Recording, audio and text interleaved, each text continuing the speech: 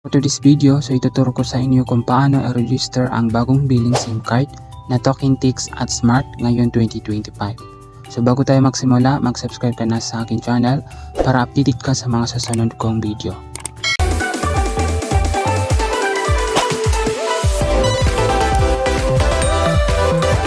Unang step po na gagawin natin, dito po tayo sa ating Chrome or any browser po na ginagamit nyo po.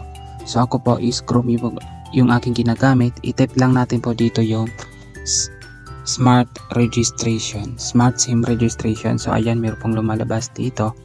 So i-click natin yan. And then, ito yung lumabas dito. Yan po yung i-click natin. Itong unang lumabas po dito, Smart SIM Registration. So pwede rin guys na paka-insert nyo po yung SIM card nyo po. So meron pong kayong marireceive na message galing po kay Smart or Talkintix. Welcome ka tropa, para maging active ang iyong SIM. So kailangan mong i-register ay yung mobile number ayon sa batas. So yun, meron silang ipapadala sa inyo na link. I-click nyo po yun para madari po kayo dito sa kanilang website sa pag-register po. So dito po kayo mapupunta dito sa register your SIM now. So meron po silang tatlong step para po ma-register natin yung ating SIM card. So dito na po tayo sa start your registration here. So dito po sa enter mobile number, so dito natin i-enter yung i-register natin na number po, yung bagong bili nating SIM card. Makikita natin yung mobile number po sa ating SIM card sa taas po. So yun ang ilalagay natin dito. Pagkatapos na po natin mailagay dito, so yan, meron po, iilaw po ito. So yan, i-click natin itong send OTP, and then itong box din i-click natin, and then makaka-receive po tayo ng OTP po galing po sa Smart. Yan yung ilalagay natin dito sa OTP. Kailangan natin i-enter pag na-receive natin kasi may expire po yan after the 2 minutes po. So kapag na-enter natin, so i-click natin itong verify OTP. So greet, your mobile number was successfully verified.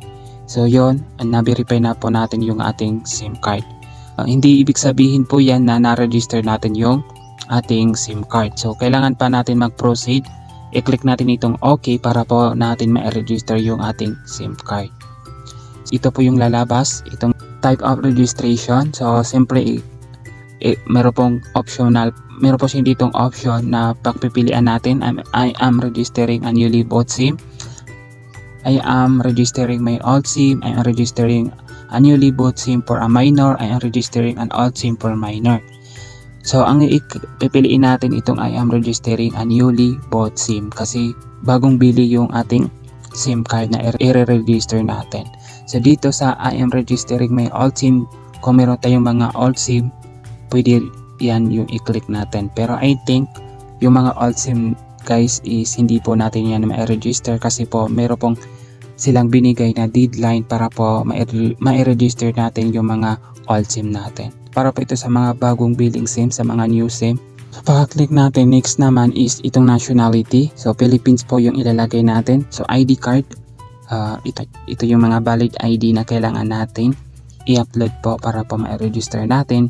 Itong Philippine Identification, para po yan sa mga national ID, driver license, ayan, TIN ID, Philippine passport, postal ID, voters ID, social security service ID, pwede po yan, at yung PRC ID, PhilHealth ID. Pero kung wala sa list po dito yung ID natin, for example yung ating national ID na Apple ID, yung temporary po na national ID, so pwede natin i-click yung other valid ID or document with photo. I-scroll down natin yan. So makikita natin yon, itong other valid ID or document with photo. And then pagka-click natin yung other valid ID or document with photo, so pwede na natin i-upload yung valid ID natin.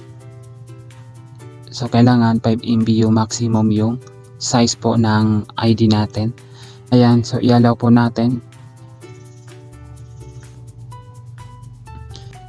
I-allow natin, so piliin po natin yung ID natin. Ipipicture natin yung ID natin and then i-upload natin dito.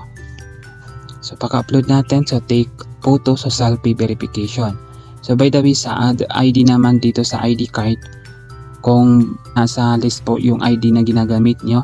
So iti-take photo nyo po yan.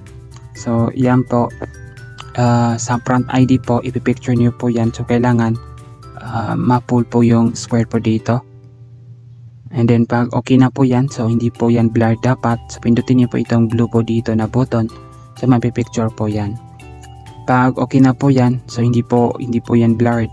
So pwede po yung i-retake ko blurred po yan, and then submit nyo po yan kung okay na po yan. And then sa back of ID naman, ganun po yon, submit nyo po yan kung okay na. And then ayan, automatically na mapupunta po kayo dito sa take selfie photo. So ayan, magpipicture po kayo dito. So kailangan i-pull nyo po yung square at i-blink nyo po yung mata nyo po para po maging successful po yung pag-selfie nyo po dito. Pero kung wala sa list po guys yung ating ID, example ito po yung other valid ID or document with photo. So yon, kailangan nyo po i-upload kumpara doon po sa ID na nasa list po. Kasi kung nasa list po yung ID natin, so para yung actual po yung ipipicture natin yung ID natin. Kung sa other valid ID, so kailangan natin i-upload, hindi po yan actual. Ipipicture muna natin and then i-upload natin. At magsa-selfie verification po tayo dito sa upload valid ID. So selfie, kapag na-upload natin, susunod naman is itong selfie verification. So iilaw po ito kapag okay na yung upload natin, itong selfie verification. So i-click natin. So yan. So kailangan natin i-pull yung circle po at i-blink natin yung ating eyes, yung mata natin, para po maging successful yung ating selfie. So kapag okay na yan, pwede natin mag-proceed to the next step. So okay natin. Dito naman tayo sa mga information natin. Ilalagay lang natin yung ating first name, middle name at last name. Kung wala po tayong middle name, pwede natin i-click itong box po dito na I have no legal middle name. Dito sa birthday natin, ilalagay natin yung ating birthday and then 6, male or female. I-click natin din itong next. And then address information, so kailangan natin i-fill up. Kung wala tayong house, lot number, street, village, subdivision, unit, floor, or building, pwede natin yan skip po yan. Kung wala tayong house, lot number, street, village, so mag-proceed na tayo dito sa province. Sa province, pagka-click po natin, so automatically na meron pong mga optional labas po dito na mga province natin. Hanapin lang natin yung ating province. At city, municipality, hanapin natin, isa-select lang natin yung ating municipality dito at yung barangay. And zip code, so iselect natin yung ating zip code. Ayan, kapag okay na, dito sa alternate contact information, so optional po ito, pwede natin ilagay yung mga, kung meron tayong alternate na number, contact number at email address. Pero optional po yan. Pwede po natin lagyan or hindi. So, i-next natin. Then, dito naman sa summary, so dito natin makikita yung ating mga information na fill up natin. And pagka-click natin itong box, dito sa would you like to receive customized offer from us? Yes, I would like to receive customized offer. Dito, ito yung optional po. Pwede natin ito i-check or hindi.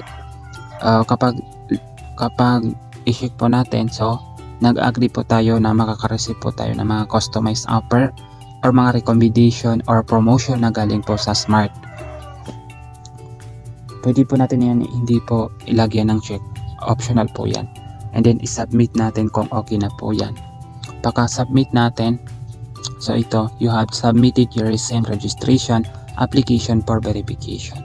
So, maghihintay po tayo ng 24 hours bago natin magamit or ma-activate itong SIM card natin. So makakatanggap po kayo ng message. Ayan, you have submitted your SIM registration application for verification. So kapag na-verify natin, na-approve yung ating registration, so makaka-receive po tayo ng welcome SMS or SMS na galing po kay Smart. Meron silang ibibigay na pang free data po. Yun po yung kanilang welcome SMS po dito. SMS. Once po na nakatanggap po kayo ng ganun na message, so automatically na successful po yung pag-register niyo po. So yun lang po, sana po naintindihan niyo po. Kung bago ka pa lang sa aking channel, So huwag mo kalimutan guys na mag-subscribe at hit the notification bell for more updates. So maraming salamat po sa panonood and God bless to all.